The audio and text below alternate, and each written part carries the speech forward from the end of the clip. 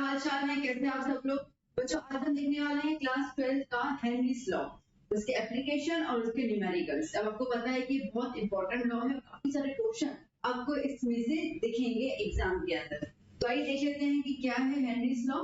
अब इससे पहले देखिए हम सब लोगों ने देखा है ना, जो पेप्सी की बोतल होती है, कोका कोला की होती है, तो जैसे हम उसको ढक्कन को देते हैं फिज़ करके आवाज आती है, वो क्या एफरेंसेस आते हैं हम लोगों को। एंड यू ऑल नो की बेसिक चीज, सबको ये चीज पता ही है कि ये जो एफरेंसेस होते हैं वो बेसिकली होते हैं CO2 के, कार्बन डाइऑक्साइड बाहर निकलता है। ठीक है, जब हम लोग ना पानी बॉईल करते हैं, बिना बॉईल किया पानी में किया ना, ठीक है, और बॉईल करने के बाद आप पानी पीना, आपको टेस्ट में वेरिएशन नजर आएगा, ठीक है, वो सेम टेस्ट नहीं आती है। वो कहते हैं कि भाई बैक्टीरिया मार देते हैं, उसके लिए हमें बॉईल करके पीना चाहिए, पर टेस्ट में क्यों चेंज हो जाता है? क्योंकि जब हम पानी को बॉईल करते हैं ना, तो इसमें जो डिसॉल्व्ड ऑक्सीजन है ना, वो वेपोराइज होकर चला जाता है जी। तो इसके लिए यहाँ पे ऑक्सीजन की लेवल कम हो जाती है, दैट्स व्हाई जो पानी का टेस्ट है वो चला जाता है। अब यहाँ पे CO2 का ऐड होना, ठीक है, यहाँ पे O2 का निकलना, ये जो गैसेस का, ठीक है, गैसेस का एंट्री और एग्जिट, ठीक है, ये सब जो है वो हमें बताते हैं हेनरी। और इसके लिए हमारे जो रेगुलर लाइफ में से बहुत सारी एक्टिविटीज होती है जहाँ पे हेनरी के लॉ का बहुत ज्यादा यूज है, और यही प्रैक्टिकल लाइफ के हिसाब से हमें हेनरी जी ने कुछ लॉ बताया था।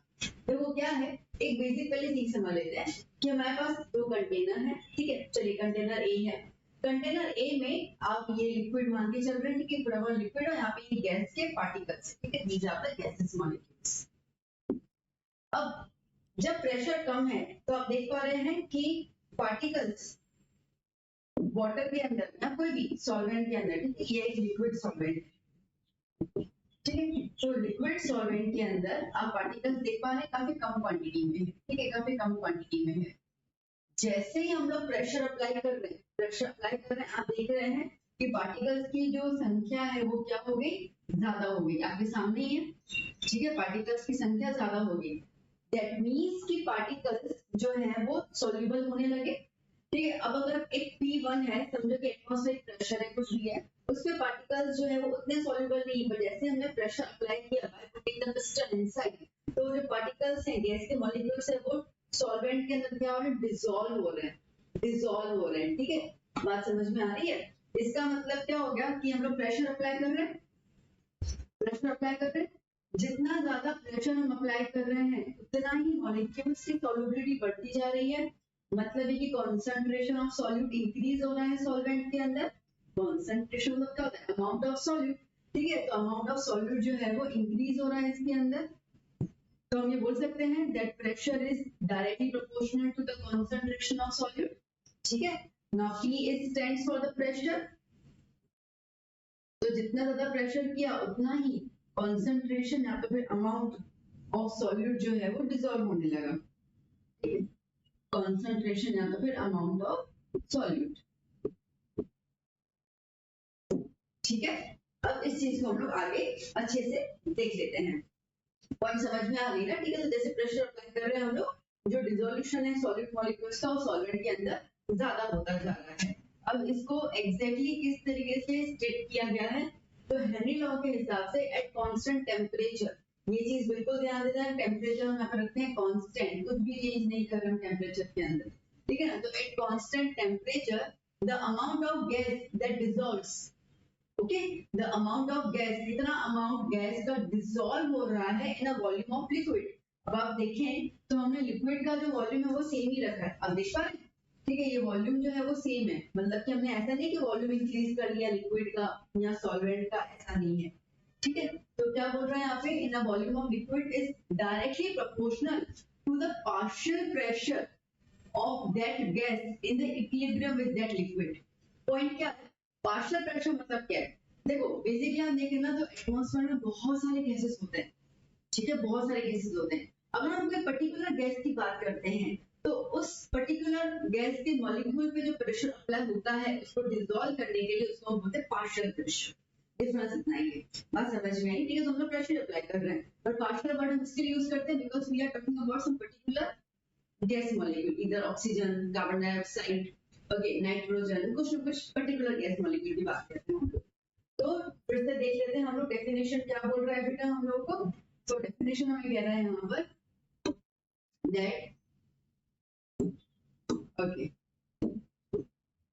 at constant temperature constant है, the amount of gas that dissolves in the volume of liquid, ठीक है, कितना amount of gas liquid में dissolve हो रहा है वो किस पे डिपेंड करता है, it is directly proportional to the partial pressure, किस पे डिपेंड करेगा, डायरेक्ट प्रोपोर्शनल partial pressure को हम लोग P बोल देते हैं, ठीक है, इस पे डिपेंड करता है, क्या डिपेंड करता है, अमाउंट ऑफ गैस को यहाँ पे हम लोग, वैसे मैंने पहले ही लिखा था बट जनरली हम यहाँ पे लिखते हैं मोल फ्रैक्शन, ठीक है, तो मोल फ्रैक्शन ऑफ गैस, ध्यान देना, ठीक है, हम क्या लिखते हैं यहाँ पे मोल फ्रैक्शन होता है ये, क्यों, देखो बेटा पॉइंट को समझना, मोल फ्रैक्शन का मतलब क्या होता है, मोल फ्रैक्शन का मतलब होता है कि कोई भी एक मॉलिक्यूल का नंबर ऑफ मोल्स, ठीक है, with respect to the total जो भी है, जैसे कि हमारे पास 4 गैसेस हो या 3 गैसेस का हो, ठीक है, समझो कि ऑक्सीजन है, कार्बन डाइऑक्साइड और नाइट्रोजन है, इन 3 गैसेस में से हम लोग सिर्फ मॉलिक्यूल की बात कर रहे हैं ऑक्सीजन की, है ना,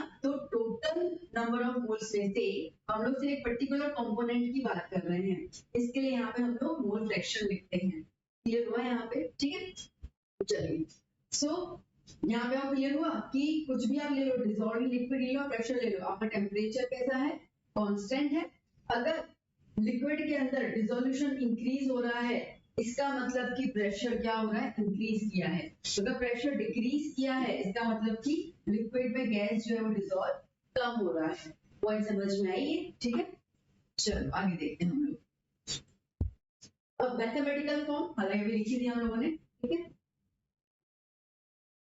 pressure, partial pressure is directly proportional to the mole fraction. Basically, we have to remove this constant proportional sign. So equal to के हम क्या लिख देते हैं KH. ठीक है, KH is what? It's Henry constant.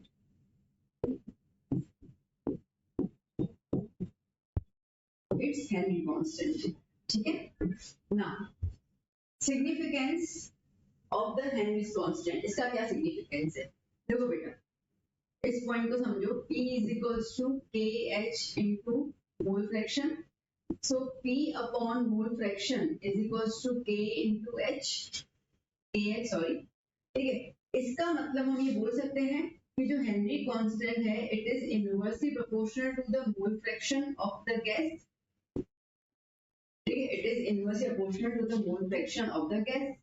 बोल सकते हैं हम लोग ये, ठीक है, इसका मतलब ये है कि अगर मोल फ्रैक्शन मतलब number of moles come dissolve होंगे, अगर देखा जाए तो हम लोग सॉल्युबिलिटी की बात कर रहे हैं यहाँ पे, तो इसका मतलब ये है कि अगर कि H की वैल्यू ज्यादा है, दैट मींस कि जो सॉल्युबिलिटी होगी गैस की, that means that solubility of gas molecule क्या हो जाएगा, कम हो जाएगा। ये बहुत अच्छा रिलेशन बताते हैं हम लोगों को, और ये आपको 1 मार्कर एमसीक्यू में किस तरीके से इसको फॉर्म में आपको पूछ सकते हैं, ठीक है, तो दोबारा ध्यान देना, the value of Henry's constant, ठीक है, is inversely proportional to the solubility of the gas, it is inversely proportional, okay, so that's why अगर हम लोग इसकी वैल्यू ज्यादा लेते हैं, मतलब कि हेनरी कांस्टेंट की अगर वैल्यू ज्यादा है तो सॉल्युबिलिटी गैस कम है, मतलब गैस ज्यादा सॉल्युबल नहीं हो रहा है, और अगर इसकी वैल्यू कम है तो मतलब कि गैस जो है वो सॉल्युबल ज्यादा है। समझिए फॉर एग्जांपल कि आपको 3-4 गैसेस दे दिए गए हैं और उनके साथ आपको KH की वैल्यू दी गई है, आपको बोला गया है कि arrange in the ascending order, बात आई समझ, मैंने क्या बोला, ठीक है, आपको 3-4 गैस दे दिए, ठीक है, आपको दे दिया कार्बन डाइऑक्साइड, आपको दे दिया ऑक्सीजन, आपको दे दिया नाइट्रोजन, आपको दे दिया हीलियम, और इन सब के आपको KH की वैल्यू भी दी गई, आपको कहा गया कि इनको असेंडिंग ऑर्डर में अरेंज करो, तो आपको पता होना चाहिए कि अगर KH की वैल्यू ज्यादा है तो वो कम डिसॉल्व होगा, ठीक है, तो आप उस हिसाब से इसको असेंडिंग ऑर्डर या डिसेंडिंग ऑर्डर जो आपको बोला जाता है उसके हिसाब से अरेंज कर सकते हैं। बहुत मैन्युअल सा क्वेश्चन है, 1 मार्कर में आ सकता है, बट आपको पता होना चाहिए, ये सारे क्वेश्चंस आपको कॉम्पिटिटिव एग्जाम्स में भी देखने को मिल जाएंगे, ठीक है बेटा, चलो आगे चल के देखते हैं नेक्स्ट पॉइंट। अब ये जो सॉल्युबिलिटी ऑफ गैस है, इस पे कौन से फैक्टर्स अफेक्ट करते हैं, और वाइस वर्सा अगर हम बोल दें कि KH पे कौन से फैक्टर्स अफेक्ट करते हैं, तो सबसे पहला है नेचर ऑफ गैस, ठीक है, नेचर ऑफ गैस बहुत ज्यादा इंपॉर्टेंट है, क्योंकि अभी हमने क्या बोला, देखो अगर नेचर ऑफ गैस पे डिपेंड नहीं करता ना तो KH की वैल्यू हमेशा सेम होती, पर हमें अभी अभी मैंने क्या बोला कि KH की वैल्यू बदलती रहती है। आपके पास टेक्स्ट में टेबल पे, आप उस टेबल को देखिए ना, 1.1 का टेबल है, ठीक है, उसमें आप देखोगे KH की वैल्यू हर एक गैस के साथ बदल रही है। बदल रही है तो यहाँ पे ये पॉइंट है कि वो नेचर पे डिपेंड करती है, ठीक है, कि गैस कितना सॉल्युबल है वो KH वैल्यू पे डिपेंड करेगा। ओके, तो नेचर ऑफ द गैस के ऊपर हम सॉल्युबिलिटी भी डिसाइड कर सकते हैं उस गैस की, और KH का भी अफेक्शन डिसाइड कर सकते हैं। दूसरा था नेचर ऑफ सॉल्वेंट। सॉल्वेंट भी बहुत इंपॉर्टेंट है। जैसे सिंपल एग्जांपल मैं ले लेती हूँ यहाँ पर, देखो फॉर एग्जांपल कि पेट्रोलियम, अब पेट्रोल में आप थर्मोकोल डालो ना, यूं गट गट गट डालते जब डिसॉल्व हो जाता है, गायब हो जाता है। वहीं में पानी में डालो तो होगा नहीं होगा, मतलब सॉल्वेंट पे डिपेंड करता है ना कि कितना है, ठीक है। तो सॉल्वेंट पे भी डिपेंड करता है कि मॉलिक्यूल जो है वो गैस के वो कितने सॉल्युबल होंगे, ठीक है। पानी के अंदर CO2 जो है वो डिसॉल्व हो जाता है, आराम से हो जाता है। इसके लिए हम लोग को जो सोडा प्लेन सोडा वाटर आता है, ठीक है, स्प्रिंकलर वाटर भी बहुत सारे लोग कहते हैं, तो वो CO2 ही होता है ना, तो मतलब उसके अंदर पानी के अंदर जो है वो कार्बन डाइऑक्साइड गैस को डिसॉल्व किया गया है, तो आपको मिल जाता है H2CO3 which is a carbonate acid, ठीक है। तो पानी थोड़ा सा एसिडिक फॉर्म में होता है, तो सिंपल सोडा बोलते हैं हम लोग उसको। तो दैट मींस कि ये CO2 पानी में डिसॉल्व है, बट पेट्रोल में होगा, तो नेचर आ गया यहाँ पर, तो नेचर ऑफ सॉल्वेंट। फिर तीसरा डिपेंड करता है टेम्परेचर पे। हाँ, अब हमने यहाँ पे हेनरी ने हमें बताया है कि टेम्परेचर कांस्टेंट रखेगी, ठीक है। क्यों? क्योंकि अगर टेम्परेचर में ऊपर नीचे हुआ ना तो KH और सॉल्युबिलिटी दोनों में फर्क आ जाएगा। तो इसके लिए हमारा कंडीशन डेफिनेशन में स्टार्टिंग वही था, एट द कांस्टेंट टेम्परेचर, वो चीज बहुत इंपॉर्टेंट है। तो टेम्परेचर पे yes it affects gases tends to be less soluble in liquid as the temperature is raised, ठीक है। अगर टेम्परेचर बढ़ाते जाएंगे ना हम लोग, तो गैस जो होगा वो ज्यादा सॉल्युबल नहीं होगा। देखो मैं आपको एग्जांपल दूं, पेप्सी या कोका कोला का बॉटल ले लो, नॉर्मली कांच की आप देखोगे, ठीक है। तो जब आप उसको रूम टेम्परेचर में रख देते हो, आपने देखा होगा कि उसमें ना ये बबल बबल, उसमें ढक्कन बंद है पर फिर भी आपको यूं बबल वहां पे नजर आएंगे, ठीक है। बट जब यही बॉटल जब रेफ्रिजरेटर में होती है तो आपको ये नजर नहीं आता है।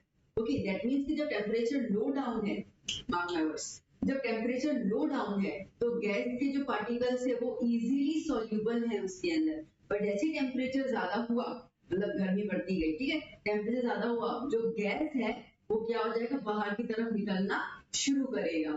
बात आई समझ में? ये क्लियर हुआ? तो जी हाँ, टेम्परेचर पे गैस की सॉल्युबिलिटी जो है वो बहुत ज्यादा इम्पैक्ट करती है। तो अगर गैस की सॉल्युबिलिटी पे इम्पैक्ट आया तो सीधी बात है pH पे भी इम्पैक्ट दिखेगा हम लोगों को, ठीक है। फिर आता है प्रेशर। प्रेशर का तो बहुत ज्यादा इम्पैक्ट है, क्योंकि ये सारे जो हम लोग कोल्ड ड्रिंक्स वगैरह की बात करते हैं वो तो बनाए हाई प्रेशर पे जाता है ना, ठीक है। प्रेशर ज्यादा दिया जाता है ताकि CO2 के मॉलिक्यूल्स जो है वो उसके अंदर से डिसॉल्व हो जाए। बहुत सारे प्रेशर के पॉइंट्स हैं, आगे हम देखते हैं, इनका क्वेश्चन भी है प्रेशर के ऊपर। चलिए, अब एप्लीकेशन क्या है हेनरीज लॉ का? अभी भी प्रेशर की बात की है, इसको भी आप लिख सकते हो। देखो, सबसे पहले कार्बोनेटेड सॉफ्ट ड्रिंक, अच्छे से समझना क्या लिखा हुआ है। Henry's law comes into play every time a bottle of Pepsi या कोई भी, ठीक है, carbonated drink is opened, जब हम ओपन करते हैं, the gas above the unopened carbonated drink, ठीक है। तो जैसे ही अपने पास बॉटल आ गई, ओके, ये अपना बॉटल आ गई, ढक्कन है उसके ऊपर, तो यहाँ पर आपको CO2 के गैस के मॉलिक्यूल्स नजर आएंगे, ठीक है। अभी अभी हमने खोला नहीं है इसको। तो अनओपन carbon drink is usually pure carbon dioxide, इसमें अच्छे से CO2 जो है वो प्योर फॉर्म में है, kept at pressure which is slightly above the standard, ठीक है। बेसिकली इस पे अब सीधी बात है, ढक्कन लगाया हुआ है, ढक्कन लगाना मतलब क्या, कि प्रेशर है, एटमॉस्फेरिक प्रेशर से थोड़ा सा ज्यादा हमने प्रेशर लगाया हुआ है, इसके लिए वो जो गैस है वहां पे कलेक्ट हो गई है। As the consequences of Henry's law, solubility of carbon dioxide, ठीक है। तो CO2 का जो solubility है unopened drink is also है, ठीक है, solubility easily dissolve हो जा रहा है because pressure ज्यादा high है। When the bottle is opened, जब bottle को हम खोल लेते हैं तो यही CO2 करके बाहर निकलती है, ठीक है, पूरे इलेक्ट्रॉन से बाहर निकलते हैं एटमॉस्फेयर के अंदर, whizzing साउंड आता है इसके अंदर। As the partial pressure of CO2, again word आया partial pressure, इसका मतलब कि हम लोग सिर्फ CO2 गैस की बात कर रहे हैं, इसलिए उसी की ही प्रेशर की बात करेंगे, and that's why we are using the word partial pressure, ठीक है। तो जब पार्शियल प्रेशर CO2 का एटमॉस्फेयर के अंदर अगर हम देखते हैं तो as the partial CO2 in the atmosphere above the drink rapidly decrease, जब प्रेशर क्या हो रहा है बोल रहे हैं, प्रेशर डिक्रीज होता जा रहा है ना, प्रेशर डिक्रीज होता जा रहा है, तो जो सॉल्युबिलिटी है कार्बन डाइऑक्साइड की in the drink it also decreases. Common sense की बात है। लेकिन हमने ढक्कन खोलना शुरू किया और धीरे धीरे गैस जो है वो बाहर निकलती जा रही है, निकलती जा रही है, निकलती जा रही है, मतलब कि जो अंदर सॉल्वेंट है उसमें डिसॉल्व नहीं हो रही है, मतलब उसकी जैसे प्रेशर कम होता जा रहा है उसकी सॉल्युबिलिटी क्या होती जा रही है, कम होती जा रही है। पॉइंट समझ में आई? जैसे प्रेशर कम होता जा रहा है उसकी सॉल्युबिलिटी गैस की क्या होती जा रही है, कम होती जा रही है, और वो कोशिश कर रही है एस्केप आउट होने की। सो दिस कॉजेस, जिसकी वजह से डिसॉल्व CO2 है वो सरफेस पे आ जाता है in the form of the bubbles और एटमॉस्फेयर में एस्केप हो जाता है। ठीक है, तो पॉइंट क्लियर हुआ ना, यहाँ से प्रेशर का पॉइंट समझ में आ गया। तो जितना ज्यादा प्रेशर, ठीक है, उतना ही गैस जो होगा वो क्या हो जाएगा, सोल्यूबल होगा। ठीक है, सोल्यूबिलिटी गैस की ज्यादा। एकदम कार्बोनेटेड ड्रिंक, अब आप उसको जब खोल के रख देते हैं, अच्छा हम जैसे ग्लास में निकाल देते हैं तो फिर फटाफट बंद कर लेते हैं, ठीक है, हम उधर हवा चली जाएगी, CO2 निकल जाएगा, ऐसे बोला जाता है ना। ठीक है, समझो कि अगर आप बंद नहीं करते, खुला ही रहने देते तो क्या होगा, पूरा का पूरा जो CO2 का कॉन्सेंट्रेशन था ड्रिंक के अंदर, ठीक है, वो बाहर निकलना शुरू हो जाएगा। कब तक, तब तक बाहर निकलेगा जब तक इक्विलिब्रियम स्टेट नहीं आ जाती। तो इसका मतलब कि जितना CO2 का लेवल बाहर एटमॉस्फेयर में है उतना ही CO2 का लेवल अंदर पानी ड्रिंक में होगा। will reach an equilibrium with the concentration of carbon dioxide in the atmosphere। आगे ठीक है, दोनों में सेम लेवल होगा, causing it to go flat। इसका मतलब ये है कि जो करके जो आवाज आ रही थी और जो टेस्ट उसका आ रहा था वो सब क्या हो जाएगा, चला जाएगा। फिर अपने को खाली ऐसा लगता है यार क्या हम मीठा पानी पी रहे हैं, ऐसा लगता है, मजा नहीं आता पीने में, क्योंकि एफर्मेंसी से वो पूरी की पूरी चली जाती है, तो जो टेस्ट है उसमें भी चेंजेस आ जाते हैं। पॉइंट समझ में आई? ठीक है, अब ना इसमें क्या होता है ना, आपसे एप्लीकेशन भी पूछ सकते हैं, या तो सिर्फ कार्बोनेटेड ड्रिंक के बारे में आपको एक क्वेश्चन बना देंगे रीजन करके, तो आपको उसके अंदर इसका आंसर लिख देना होगा। चलिए आगे देखते हैं। इन द रेस्पिरेशन, ठीक है, रेस्पिरेशन में क्या होता है, रेस्पिरेशन में भैया प्रेशर का बहुत यूज है। कैसे, देखो जब हम लोग रेस्पायर करते हैं तो हम ऑक्सीजन को इनहेल करते हैं ना, ठीक है, so inhalation is accompanied by an increase in the partial pressure of oxygen। अभी मैंने सिर्फ ऑक्सीजन की बात की, इसके लिए partial pressure यूज किया मैंने, ठीक है, because I am talking about a particular gas, the partial pressure of oxygen in the alveoli। अब आपको पता है कि लंग्स पूरा होता है, ठीक है, हमने इनहेलेशन किया, ठीक है, हम लोगों ने यहाँ से इनहेलेशन करेंगे और यहाँ पे है लंग्स, ठीक है, ये थ्रू द ब्रोंकाई, ब्रोंकियोल्स और ये आ गया एल्वियोली, ठीक है, इस तरीके से जाता है ना, यहाँ पे अंदर ब्रोंकियोल्स और यहाँ पे आएगा एल्वियोली। ठीक है, अब क्या हो गया ना कि जैसे ही ऑक्सीजन तो हम लोग इनहेल किया, ठीक है, तो क्या हो गया, ऑक्सीजन अंदर की तरफ गया, प्रेशर आया, ओके, तो क्या हो जाता है, since the partial pressure of oxygen in the alveoli is high, ठीक है, प्रेशर बहुत ज्यादा है क्योंकि मैंने सांस लिया जोर से, तो प्रेशर बहुत ज्यादा है एल्वियोली में, तो जो भी ऑक्सीजन है, ठीक है, अब देखना बात को समझना, यहाँ पर कैपिलरीज है, ठीक है, मैं दूसरी लाइट करती हूँ,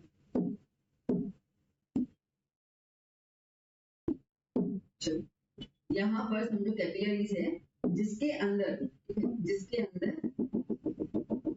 ब्लड है, और ये ब्लड कौन सा है, डीऑक्सीजनेटेड ब्लड, मतलब कि इसके अंदर CO2 का लेवल ज्यादा है, सीधी सी बात है, ठीक है। तो जब हम लोग सांस लेते हैं ना, गहरी सांस, ठीक है, तो क्या होता है इसके अंदर कि अब इसके अंदर CO2 का लेवल ज्यादा है, तो because of the high pressure ये एल्वियोली जो है वो O2 यहाँ पे एंटर करेगी और CO2 को अपने पास ले लेगी। बात समझ में? O2 को उसने क्या कर लिया, ब्लड के अंदर एंटर करवा दिया।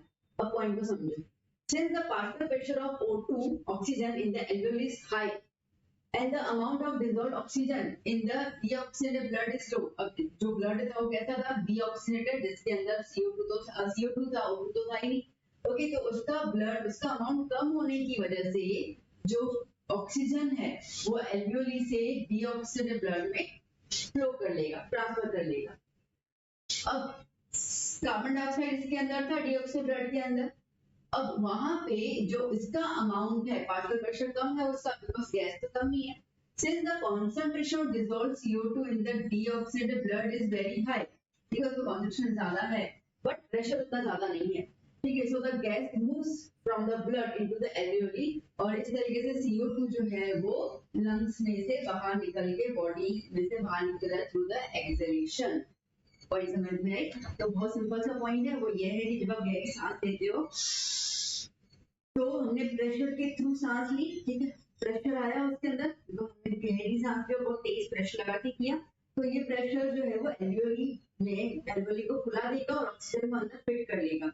अब एल्वेओली के साथ जो है वो इस तरीके से ब्लड कैपिलरीज है, तो वो एल्वेओली O2 को अंदर धकेला ब्लड के अंदर। अब जैसे वो धकेलेगा तो ब्लड जो है वो इम्प्योर ब्लड है जिसके अंदर कार्बन डाइऑक्साइड गैस है, उसका प्रेशर इतना हाई नहीं है, तो वो क्या होगा, because of the low pressure वो बाहर की तरफ निकल जाएगा। हाई प्रेशर वाली चीज गई ना तो लो प्रेशर वाली चीज बाहर निकल जाएगी, तो वो बाहर निकल जाएगी और वो आ जाएगी एल्वेओली में और थ्रू एक्सहेलेशन उसको एक्सहेल कर लेते हैं, ठीक है, बाहर निकाल लेते हैं। तो यहाँ पे प्रेशर का पॉइंट आया, क्लियर हुआ कि प्रेशर का कितना इंपॉर्टेंस है in the solubility of the gas. चलिए थर्ड बात करते हैं क्लाइंबर्स की। अब इसमें एक और क्वेश्चन किस तरीके से आता है, एट एल्टीट्यूड्स हाइट पे concentration of oxygen in the blood is low, ठीक है, सीधी सी बात है, ऊपर की तरफ जितना जाओगे हमें CO2 का जो लेवल है concentration थोड़ा कम होता है और लोगों को बहुत ज्यादा वीकनेस होती है, वो आगे सोच समझने की उनकी शक्ति चली जाती है, और ये एक जो प्रॉब्लम होती है इस कंडीशन का क्या नाम है, आपको ऐसे क्वेश्चन भी दिया जाएगा। तो क्या है, as you climb the mountain, जैसे आप माउंटेन क्लाइंब करते हो, जो प्रेशर है ऑक्सीजन का वो धीरे धीरे कम होता जाता है, ठीक है, धीरे धीरे कम होता जाता है। जो पार्शियल प्रेशर है ऑक्सीजन का, ठीक है, ध्यान देना, the pressure of the oxygen in the air diminish, मतलब कॉन्सेंट्रेशन जो है वो कम होता जाता है, ऊपर के लेवल पे O2 का कॉन्सेंट्रेशन ज्यादा नहीं है। The partial pressure of oxygen in the air at very high elevation is lower than at the ground level, ठीक है। तो जैसे कि ये अपना अर्थ है,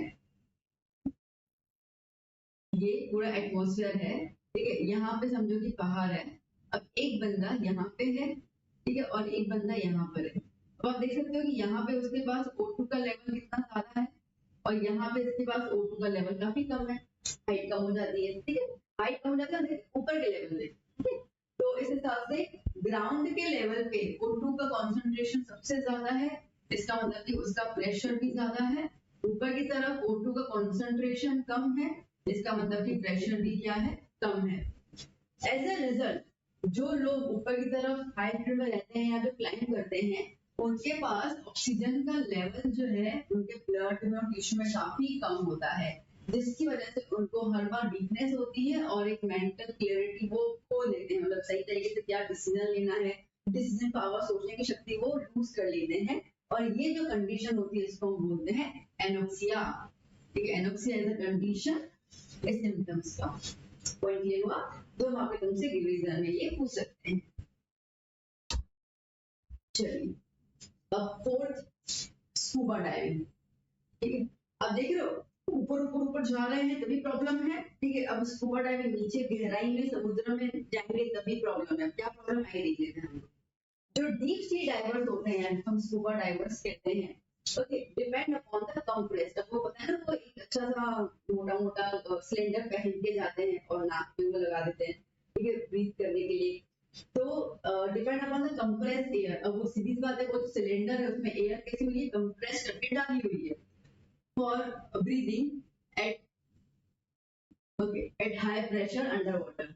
जो कंप्रेस्ड एयर है उसके अंदर N2 गैस जो है वो O2 के साथ मिला हुआ होता है, खाली O2 नहीं होता है, ठीक है, N2 के साथ मिला हुआ होता है। जनरली N2 गैसेस है, अभी हम ग्राउंड लेवल पे हैं, N2 गैस तो अभी भी एटमॉस्फेयर में है ना, पर हमारी बॉडी उसको एब्जॉर्ब नहीं करती, मैंने इनहेलेशन किया तो O2 ही गया, N2 नहीं गया, बिकॉज इस लेवल पे और इस प्रेशर पे N2 जो है वो सोल्यूबल नहीं होता है। हमने देखा था नेचर ऑफ सॉल्यूट AH पे, ठीक है, यहाँ सॉल्युबिलिटी नेचर ऑफ गैस पे डिपेंड करती है, हाँ डिपेंड करती है, तो यहाँ पे आया नेचर ऑफ सॉल्वेंट मतलब कि N2, ठीक है, तो N2 जो है वो इस प्रेशर पे डिसॉल्व नहीं होता है, so which are not dissolved in the blood at a normal pressure, ठीक है। However, at great depth, when the diver breathes compressed air from the supply tank, more N2 dissolved in the blood and the other body fluids because the pressure at the depth is far greater than the surface of the atmospheric pressure. और समझ में आया? ठीक है, अगर पानी के अंदर है तो पानी के अंदर प्रेशर बहुत ज्यादा हो गया, आप समझो ना बेटा। ठीक है, ये सरफेस हुआ अर्थ पे, ठीक है, अर्थ पे हैं हम यहाँ पे, और अगर तुम यहाँ पे समुद्र में जा रहे हो तो यहाँ पे जो प्रेशर लग रहा है और यहाँ पे जो प्रेशर लगेगा ज्यादा से ज्यादा लगेगा, प्रेशर ज्यादा हो जाएगा। तो इस प्रेशर में N2 जो है वो इस प्रेशर के अंदर N2 इजीली डिसॉल्व हो जाता है और सॉल्युबल हो जाता है। तो अब N2 जो है वो हमारे बॉडी के अंदर ब्लड कैपिलरीज के साथ डिसॉल्व हो जाएगा और मिक्स हो जाएगा उसके साथ। Therefore, increase pressure increase the solubility of atmospheric gases in the blood. Point समझ में आया? ठीक है, तो यहाँ से हम ये चीज समझ सकते हैं, एटमॉस्फेरिक गैसेस मतलब कि देखो 3 गैसेस मेन मानी जाती है एटमॉस्फेयर के अंदर, ऑक्सीजन, नाइट्रोजन और ऑक्सीजन नाइट्रोजन रहेगा 78% ऑक्सीजन होगा, 21% 78% नाइट्रोजन होगा, 21% ऑक्सीजन होगा, बाकी कुछ रहता है वो शायद 1% गैस होता है और एक आर्गन का कुछ होता है। ठीक है, हाँ 0.03% या 0.05% ऑफ कार्बन डाइऑक्साइड होता है। तो इसको लेवल आते हैं, तो क्या बोल रहा है यहाँ पर कि अब ये सारे गैसेस को हम एटमॉस्फेरिक गैस बोलते हैं। तो वो क्या बोल रहा है कि जैसे जैसे प्रेशर इंक्रीज होगा ना, एटमॉस्फेरिक गैसेस का सॉल्युबिलिटी जो है वो ब्लड के अंदर इंक्रीज हो जाएगा। तो जब स्कूबा डाइवर्स, अब वो तो अंदर चले गए, पॉइंट को समझना, ठीक है, अंदर वो डाइव कर रहे हैं, ऑक्सीजन वो सिलेंडर पहना हुआ है, उसमें N2 गैस है, वो कुछ से ज्यादा N2 गैस उनके ब्लड के अंदर डिसॉल्व हो रहा है। ठीक है, अब उनको ऊपर आना है, जैसे वो सरफेस पे आते हैं, अब प्रॉब्लम क्या होती है, हमारी बॉडी में थोड़ी N2 की क्या बोलते हैं, N2 के साथ हमारी बॉडी थोड़ी इक्विवेलेंट है, हमारी बॉडी को तो O2 चाहिए होता है।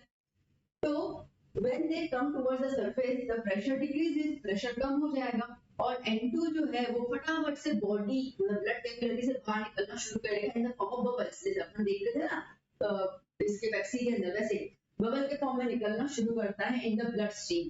कई बार तो ये बबल्स जब निकलते हैं ना तो ब्लड का फ्लो ही रुक जाता है। ठीक है, ब्लड का फ्लो बॉडी के अंदर रुक जाता है, जिसकी वजह से हमारे जो नर्व इंपल्सेस हैं उनके यहाँ जो ब्रेन और नर्व इंपल्सेस आते हैं मैसेंजर्स, ठीक है, तो मैसेजेस ब्रेन के थ्रू जो मैसेज आता है वो ही रुक जाता है, हमारे पास ही नहीं हो पाता है, हमारे बॉडी के पार्ट्स के पास या टिश्यूज के पास। कई बार तो ये बबल्स जो है वो इतना ज्यादा, समझो कि स्कूबा डाइवर्स अगर बहुत लंबे समय तक अंदर है ना, ठीक है, तो N2 गैस बहुत ज्यादा उनकी बॉडी में डिसॉल्व हो जाती है, तो जब वो निकलती है बहुत ज्यादा बबल में, तो कई बार तो उनकी ब्लड कैपिलरीज को जो है वो क्या कर देती है, फाड़ देती है, बर्स्ट कर देती है। ठीक है, और इसकी वजह से ही एक प्रॉब्लम आ जाती है, वो आता है दैट इज बेंड्स। ठीक है, तो जब वो स्कूबा डाइवर्स होते हैं तो बाहर आता है तो वो बिल्कुल लटका है, सही से चल नहीं पाते, उनकी पूरी बॉडी जो है वो दर्द करती है, कई बार तो वो लाइफ थ्रेटनिंग डेंजर भी होता है। इसकी वजह से स्कूबा डाइवर्स को बताया गया है कि आप ना 1 मिनट या 1 या 2 मिनट जितने उनका होता है उतने टाइम तक अंदर रहना है, कोई चीज मिली या नहीं मिली आपको बाहर तो आपके साइड जाना है। ठीक है, इसलिए तो पूरी पोएम बनी थी, आपने देखा होगा नन्ही चींटी वाली। ठीक है, तो उसमें है कि गोताखोर जो है वो गोते लगा लगा के जो पल्स है ना वो ढूंढने जाता है, तो ज्यादा टाइम नहीं मिला वापस आ जाएगा, उसको पता है कि मैं नहीं वापस आऊंगा ना तो मेरी जिंदगी कंडीशन ऐसे हो जाएगी कि मैं मर भी सकता हूँ। ठीक है, तो वो चीज होता है, बात समझ में आई? ठीक है, तो इसके लिए उनके पास टाइम लिमिट होता है, उनको टाइम लिमिट उनको ऊपर आना ही है। ओके, अब ये बैंड्स को अवॉइड करने के लिए क्वेश्चन को दिमाग लगाना पड़ेगा, तो क्या है, to avoid bends and also to avoid the harmful effects of high concentration nitrogen in the blood, जो सिलेंडर्स हैं उसके अंदर हम लोग क्या कर लेते हैं, हीलियम गैस भी डाल देते हैं। ठीक है, लाइट वेट होता है और वो नेचर में कैसा इनर्ट होता है, ठीक है, कोई रिएक्शन नहीं देगा, इसलिए कोई भी बॉडी को इम्पैक्ट नहीं पड़ता है। तो पहले तो सिर्फ N2 और O2 था, बट उसके साथ अभी ये पॉइंट्स को, क्योंकि अब क्या होता है ना कि इतना नीचे गहराई में जाना फिर वापस आना तो हर बार तो इतना पॉसिबल है नहीं, तो इसके लिए उन्होंने हीलियम गैस का यूज किया ताकि थोड़ा सा और समय अगर डाइवर्स अंदर रहना चाहे तो वो रह सकते हैं। ठीक है, तो जैसे कि 11.7% हीलियम है, 56.2% नाइट्रोजन और 32.1% ऑक्सीजन, ये परसेंटेज याद करना, एग्जाम में पूछते हैं। ठीक है, टेक्स्ट बुक में हल्के से फॉर्म में दिया हुआ है ना, क्लियर हुआ ना बेटा? अब बात करते हैं लिमिटेशंस ऑफ हेनरीज लॉ। ठीक है, हेनरीज लॉ का लिमिटेशन क्या है? सबसे पहले तो ये है कि ये लॉ तभी वैलिड है जब हमारा सिस्टम किसमें हो, इक्विलिब्रियम में हो, अदरवाइज नहीं होगा। ठीक है, कोई भी एक पलड़ा भारी है कम है ऐसा नहीं है, इक्विलिब्रियम में होना चाहिए। जो गैस होते हैं मतलब gas are extremely under high pressure तो फिर अप्लाई नहीं होगा, ठीक है। तो CO जैसे N2 मैंने क्या बोला, N2 जो है वो नॉर्मल एटमॉस्फेयर में डिसॉल्व नहीं होता है, ठीक है, क्योंकि उसको डिसॉल्व होने के लिए बहुत हाई प्रेशर चाहिए। तो अगर वो ऑलरेडी हाई प्रेशर में है तो उसमें तो हेनरी लॉ, इसके लिए आपसे पूछा भी जाएगा कि which gas is not applicable for the Henry's law. तो N2 से भी डिसॉल्व अमोनिया बिल्कुल नहीं होता, क्योंकि अमोनिया हमेशा हाई प्रेशर पे रहता है, ठीक है। तो याद करना ये वाला point. This law does not apply when the solution and gas are involved, ठीक है। अभी अगर केमिकल रिएक्शन करने वाला गैस मतलब हाईली रिएक्टिव गैस है वो इसमें नहीं आएगा, ठीक है। इसमें हमेशा वही गैस आएगा जो उस टेम्परेचर उस प्रेशर से वो इनर्ट की तरह बिहेव करे, सॉल्यूबल हो बट कोई नया कंपाउंड नहीं बनाए, ठीक है। तो यहाँ पे कोई केमिकल रिएक्शन एक दूसरे के सामने कि सॉल्यूट और सॉल्वेंट आपस में कोई केमिकल रिएक्शन नहीं करने चाहिए, उनका सिर्फ एक ही काम है डिसोल्यूशन का। जैसे पानी में आपने नमक डाला और वो डिसॉल्व हो गया, ठीक है, कोई नया कंपाउंड नहीं बना उसके अंदर, क्योंकि वो पानी में नमक डिसॉल्व हो गया, इतना ही चाहिए, पॉइंट में इतना ही चाहिए, उसका कुछ नहीं चाहिए। तो ये उसके लिमिटेशंस हैं, ठीक है। चलिए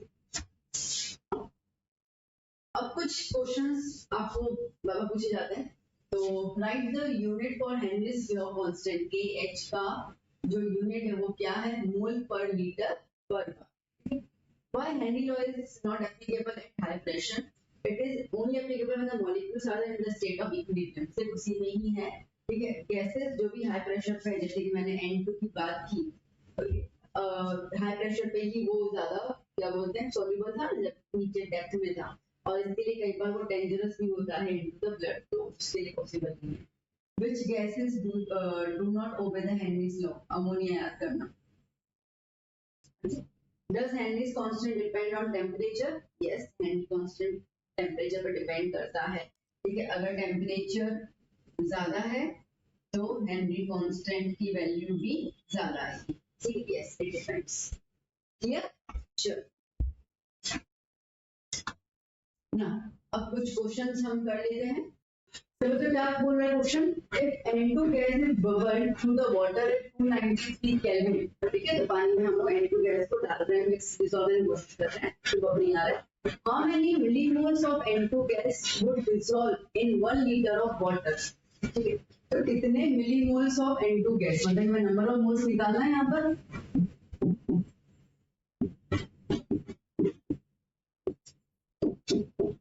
नंबर ऑफ मोल्स निकालना है N2 का, बट इसमें निकालना है मिली मोल्स में, ठीक है। किसमें डिसॉल्व करना है, 1 लीटर ऑफ वाटर में। तो आपको यहाँ पे वॉल्यूम दिया हुआ है,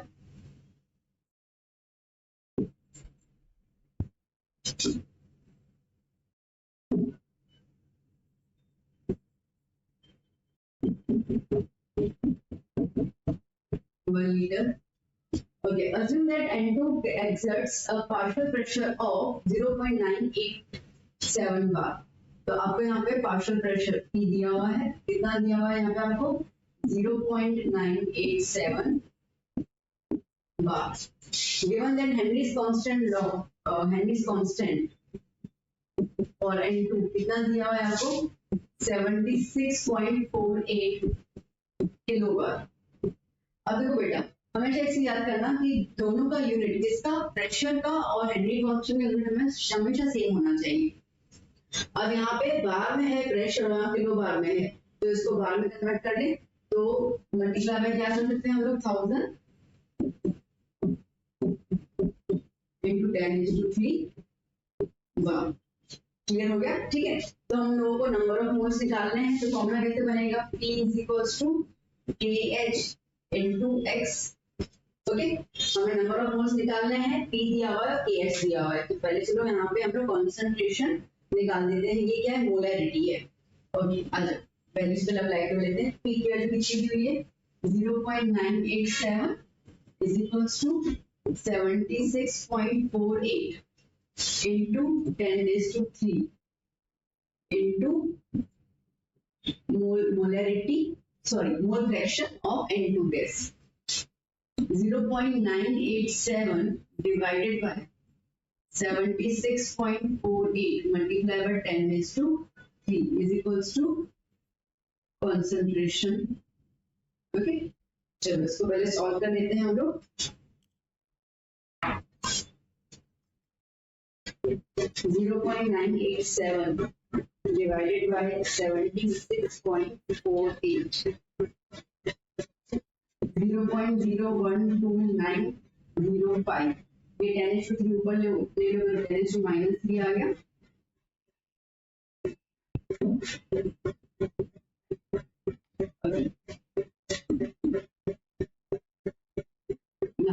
ये डेसिमल में यहाँ पे ले लें 1 तो कितना हो जाएगा 1.2905 को 1 ले लेते हैं इंटू 10⁻², ये 2 डेसिमल के ऊपर -5 हो जाएगा। तो यहाँ पे हम लोग को मोल फ्रैक्शन मिल गया। अब मोल फ्रैक्शन का एक्चुअल फॉर्मूला क्या रहते हैं हमारे पास,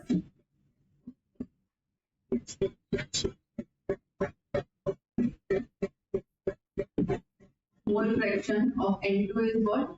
Number of moles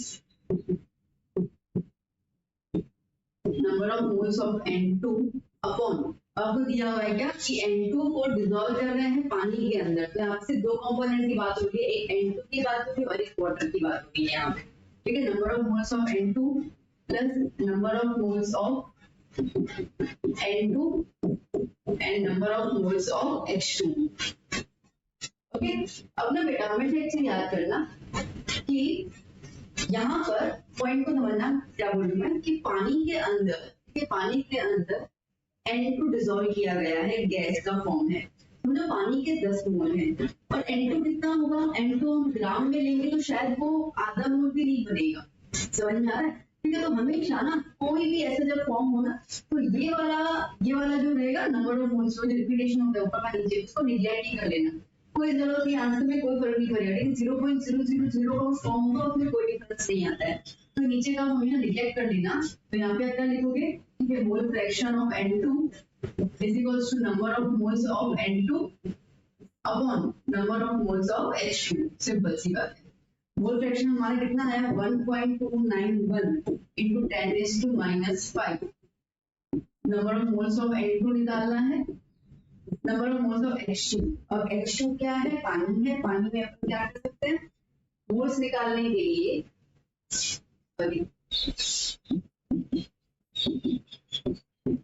number of moles of H2 निकालने के लिए क्या करना होगा, given mass upon molar mass. Given mass नहीं पता है, मोलार मास होता है 18, ठीक है, पानी की आधी का लेना 18 रहेगा। अब बात करते गिवन मास कैसे निकालें, तो देखो हम लोगों को वॉल्यूम ऑफ वाटर दिया हुआ है, ठीक है, ध्यान देना, हम लोगों को क्या दिया, volume of water, density is equals to mass upon volume होता है, ठीक है, वाटर की डेंसिटी 1 होती है, मास अपॉन वॉल्यूम, तो यहाँ पे V is equals to m हो गया, मतलब कि 1 litre is equals to mass, okay. अब डेंसिटी जो है ना वो हम लोग लेते हैं ग्राम, ठीक है, हम लोग इसमें लेते हैं ग्राम पर सेंटीमीटर क्यूब, तो 1 लीटर को अगर मैं यहाँ पे 1000 सेंटीमीटर क्यूब लिख दूं दैट इज इक्वल्स टू ग्राम, तो 1000 ग्राम इज इक्वल्स टू क्या हो गया, मास हो गया यहाँ पर, ठीक है। जनरली हम लोग तो ये लेते हैं ग्राम पर सेंटीमीटर क्यूब, तो इसकी 1000 गिवन मास हो गया, तो डिवाइड कर लेते हैं हम लोग यहाँ पर 1000 डिवाइड बाय 18, कितना आया 55.55 मीटर्स। चलो यहाँ पे लगा देते हैं 55.55, मल्टीप्लाई कर लेते हैं 1.291 into 10⁻⁻5 into 55.55 is equals to number of moles of N,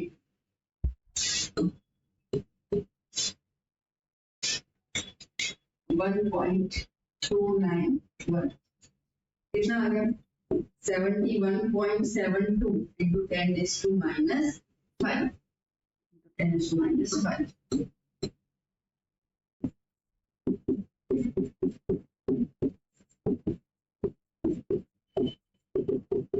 number of moles of N2, but ये हमारा मोल्स में आया ना, हमें कितने करना है, मिली मोल्स में। देखो बेटा, अब 1 mole is equals to 1000 milli moles होता है। ठीक है, हमारा कितना मोल आया 71.72 into 10⁻⁻5 इज इक्वल्स टू क्या हो जाएगा, मल्टीप्लाई हो जाएगा यहाँ पे इसके साथ, तो 71.72 into 10⁻⁻5 into 10⁻3 कितना रहेगा 71.72 into 10⁻⁻2। ठीक है, डेसिमल को दो आगे ले लो तो 0.7172 क्या हो गया मिलीमोल्स। डन, क्लियर बेटा? ओके, सो चलते हैं नेक्स्ट क्वेश्चन की तरफ। ये आपका एग्जांपल ही है शायद। Let's check out the next question. क्या बोल रहा है, H2S, a toxic gas with a rotten egg-like smell, very गंदी से सड़े हुए अंडे की स्मेल होती है उसकी, and it is used for the qualitative analysis। ठीक है, चेक आउट करने के लिए किया गया। If the solubility of H2S in water at STP is 0.195 molarity, molarity, ठीक है, M है ना molarity, calculate the Henry's constant। Okay, तो आपको यहाँ पे Henry's constant निकालना है, और क्या दिया हुआ है आपको यहाँ पे, okay, at the standard temperature and pressure, pressure standard बोला गया, प्रेशर स्टैंडर्ड बोला गया, इसका मतलब कि हम लेंगे यहाँ पे 1 एटमॉस्फेरिक प्रेशर। ओके, आपको यहाँ पे सॉल्युबिलिटी मोलैरिटी दिया हुआ है 0.195 मीटर। ओके, यहाँ पे हम लोग इसके लिखते 1.013 बार। ठीक है, ओके, अब देखो बेटा, यहाँ से हमें KH निकालना है, बट KH के पहले मुझे यहाँ पे मोल फ्रैक्शन चाहिए होगा, because without that I can't do anything. Okay, mole fraction के लिए नंबर ऑफ मोल्स चाहिए। अब मोलालिटी दिया हुआ है हम लोग, ठीक है, मोलालिटी क्या होता है, बेसिकली मोलालिटी का फॉर्मूला होता है number of moles of solute upon volume of solvent in KG. ठीक है, तो यहाँ पे आपको जो दिया हुआ है ये 0.195 मोल्स अपॉन केजी दिया हुआ है, अपॉन में 1। ठीक है, हमारे पास H2S जो है वो सॉल्यूट हुआ, इसका मतलब कि आपको number of moles of H2S आ गया 0.195 मोल्स। ठीक है, अब बात करते हैं volume of solvent. Volume of solvent ये किसमें डिसॉल्व किया गया है, यहाँ पे पानी में डिसॉल्व किया गया है, तो वॉल्यूम ऑफ सॉल्वेंट H2O दिया हुआ है आपको यहाँ पे 1 kg। 1 kg इसका मतलब कि 1000 ग्राम हो गया। ठीक है, मास आ गया, सीधी सी बात है। ओके, अब हम लोगों को यहाँ पे नंबर ऑफ मोल्स निकालने हैं इसके H2O के, तो सॉल्वेंट के निकालने पड़ जाएंगे नंबर ऑफ मोल्स। ठीक है, number of moles of H2O कितना है, गिवन मास कितना है 1000 और मोलर मास कितना है 18, अभी भी हमने किया था 55.55। डन, चल लगा देते हैं हम लोग यहाँ पर मोल फ्रैक्शन।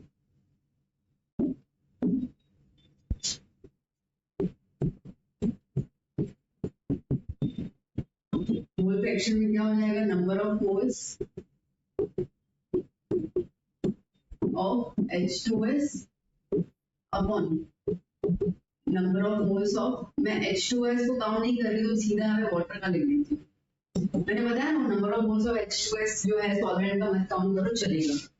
मुझे आप सामने सामने देखो ना कितने हैं, 0.195 है, 0.195 55.55, तो कितना डिफरेंस है, तो ना भी हो तो क्या ही फर्क पड़ जाता है, अपॉन 55.55 कितना हो जाएगा 0.195 divided by 55.55 कितना हो गया 0.00351। ठीक है, मोल फ्रैक्शन आ गया। ओके, अब लगा देते हैं हम लोग हमारा बेसिक फॉर्मूला हेनरीज लॉ का। pressure is equals to constant multiplied by mole fraction. Pressure कितना है हमारे पास 1.013 kH निकालना है और ये कितना है 0.0035 1.013 divided by 0.00351 is equals to क्या हो गया kH. So kH is equals to 1.013 divided by 0.00351 288.60. ठीक क्या हो गया ये बार. बेटा क्लियर है कुछ इतना हार्ड था नहीं इसके अंदर. चलते next.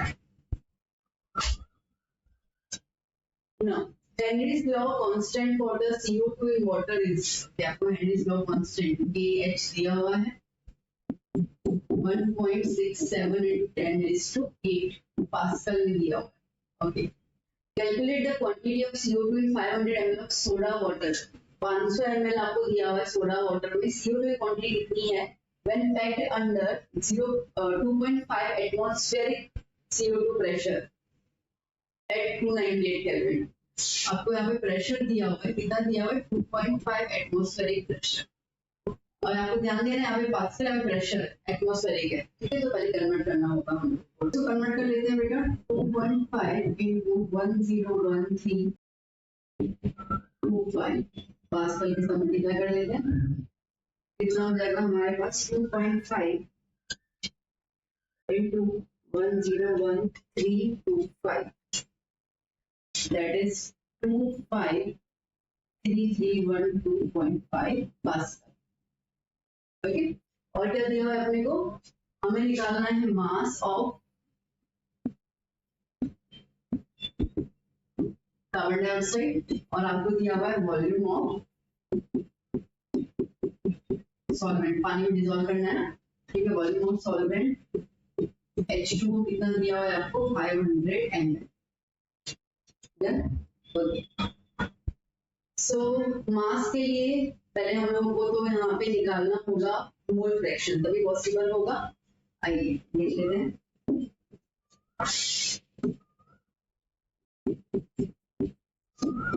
Now pressure is equals to kH multiplied by mole fraction. Okay. 25331.5 is equals to 1.67 into 10⁸ Pascal is equals multiplied by mole fraction of CO2. Okay. So 25312.5 divided by 1.67 into 10⁸ mole fraction. Divide कर लेते हैं 25331.5 divided by 1.67 कितना आ गया 151,684.13 into 10⁻⁻8 हो जाएगा. ऊपर की तरफ आ गया तो ठीक है ये आ गया मोल fraction of carbon dioxide. Okay decimals को हटा देते हैं यहाँ से. तो 1 2 3 4 5 1.516 तक ले लो into 10⁻⁻8 plus 5. हालांकि चीज दिखाने की तो जरूरत है नहीं.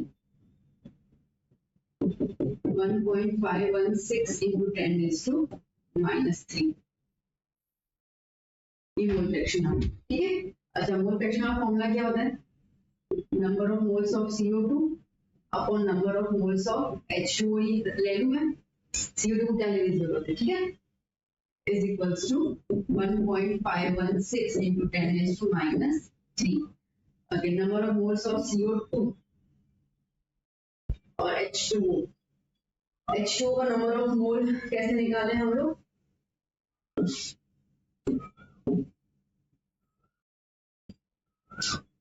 H2O के लिए गिवन मास कितना है देखो 500 ml है ना. तो पानी है इसलिए आप उसको ग्राम में कंसिडर कर सकते हो। तो given mass is 500 and molar mass होता है 18।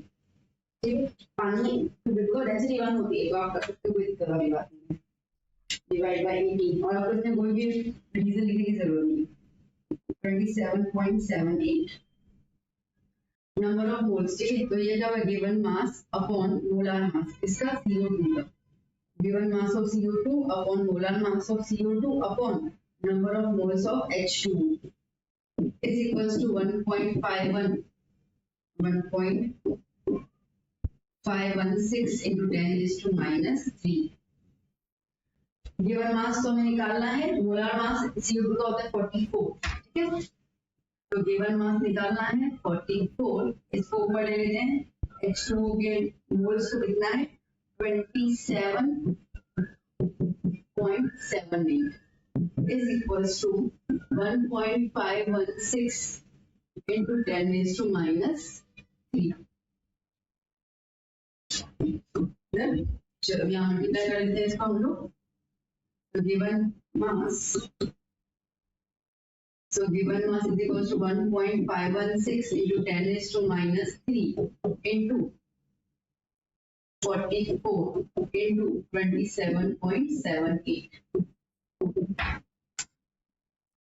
चलो 27.78 into 44 into 1.516 कितना आ गया 1853.03 into 10 is to minus 3। Decimal को हटा देते हैं यहाँ से 1 2 3।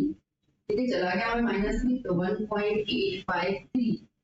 ओके, गिवन मास इतना ग्राम हम लोगों को CO2 का मिल गया।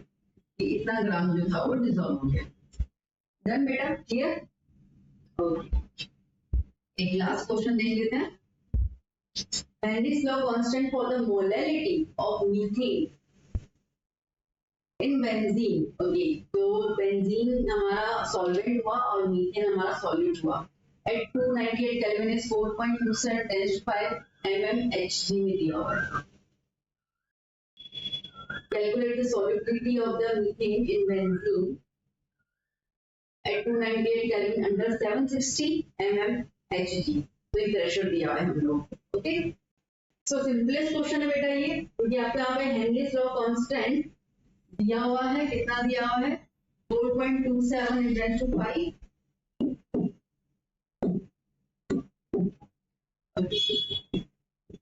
हेनरीज लॉ दिया हुआ constant 4.27 into 10 is to 5 mmHg में। ठीक है, किसका है ये, मीथेन का ही है। ओके, जो बेंजीन में डिसॉल्व है। Calculate the solubility of methane. Solubility निकालना है हम लोगों को of methane in benzene under the pressure. Pressure कितना दिया हुआ है 760 mmHg। अब हमें तो हेनरीज का पता ही है ना। ठीक है, वी नो कि pressure, partial pressure is direct proportional to the solubility. तो वही तो पूछा गया, सॉल्युबिलिटी बोला है, मतलब आपको मोल फ्रैक्शन ही निकालना है। ठीक है, mole fraction is for solubility. So P is equals to KH into solubility. Pressure कितना है 760, constant 4.27 into 10 is to 5 into solubility। तो 760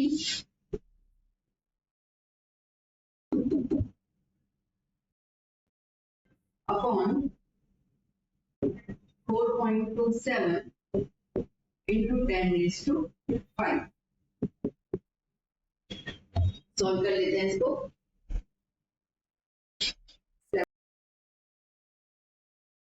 760 divided by 4.27